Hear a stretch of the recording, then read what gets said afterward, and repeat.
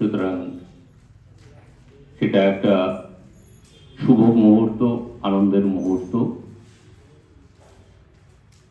যেখানে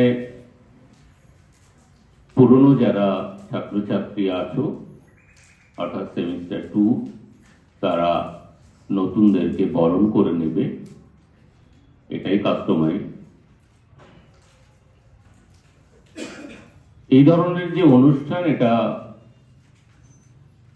কলেজের